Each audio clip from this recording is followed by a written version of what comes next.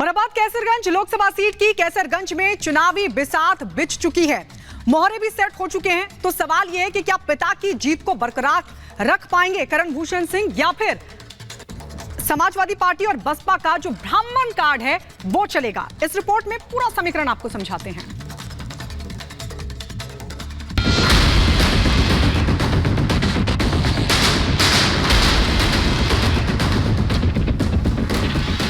Suspense खत्म हो चुका है, नाम फाइनल हो चुके हैं, लिस्ट भी सामने आ गई है।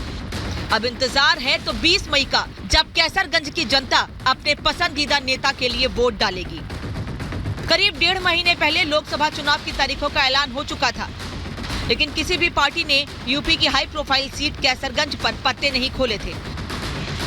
2 चरणों की वोटिंग के बाद आखिरकार नामों का खुलासा हो गया। बीजेपी ने मौजूदा सांसद ब्रजभूषण शरण सिंह का टिकट काटकर उनके बेटे करण भूषण सिंह को दिया है। तो समाजवादी पार्टी ने भगत राम मिश्रा पर दांव लगाया, तो बहुजन समाज पार्टी ने नरेंद्र पांडे को मैदान में उतारा है।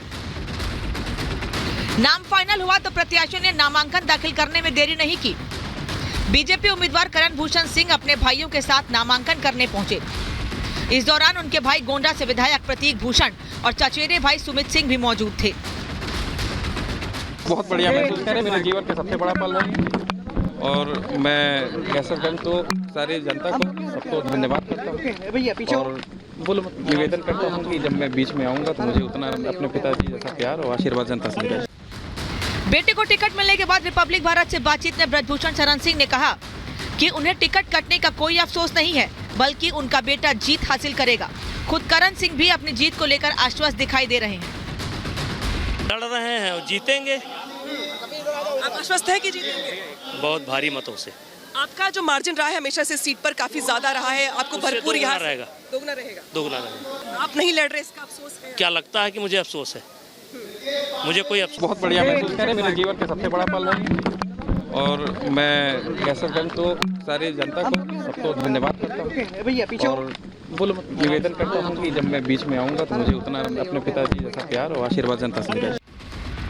बीजेपी ने ब्रजभूषण के बेटे को टिकट देकर बड़ा दांव चला है, क्योंकि कैसरगंज सीट पर ब्रजभूषण शरण सिंह का अच्छा खासा प्रभाव है।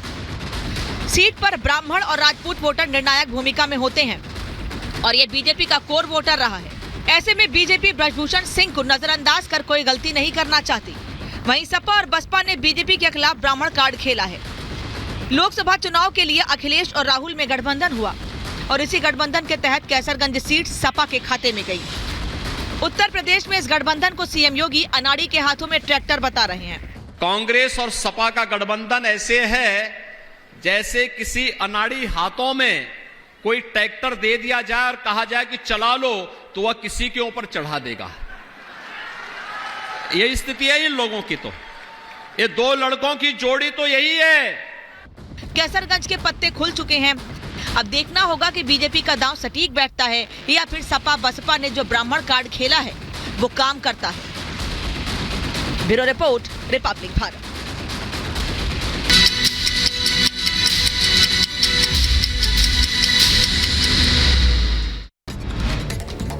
और अब जल्दी से 2 मिनट भारत आपको दिखा देते हैं। उत्तर प्रदेश के शामली में प्लास्टिक के कट्टे में 6 साल के बच्चे को लेकर भाग रहा था चोर।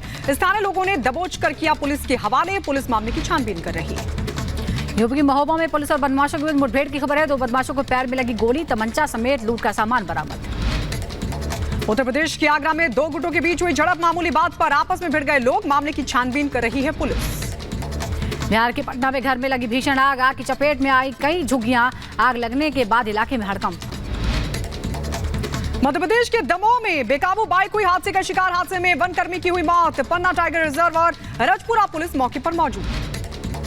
महाराष्ट्र के रायगढ़ में शिवसेना उद्धव गुट की नेता सुषमा घारे का हेलीकॉप्टर हादसे का शिकार हुआ। हादसे के वक्त हेलीकॉप्टर में मौजूद नहीं थी उद्धव गुट की नेता। बाल बाल बची पायलट की जान।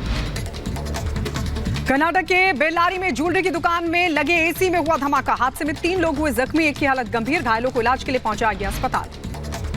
यूपी के देवरिया में इलेक्ट्रॉनिक सामान के गोदाम में भीषण आग लगी। लाखों रुपए का सामान जलकर खाक। कड़ी मशक्कत के बाद आग बुझाई गई।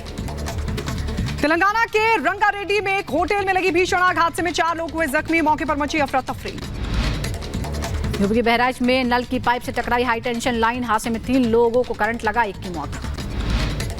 हेमंत सोरेन को झारखंड हाईकोर्ट से लगा झटका, गिरफ्तारी के मामले में हाईकोर्ट ने याचिका को किया खारिज। सिसोदिया की गिरफ्तारी के मामले में सीबीआई ईडी को दिल्ली हाईकोर्ट का नोटिस, सिसोदिया ने निचली अदालत के फैसले को दी थी चुनौती, 8 मई को हाईकोर्ट में होगी अगली सुनवाई।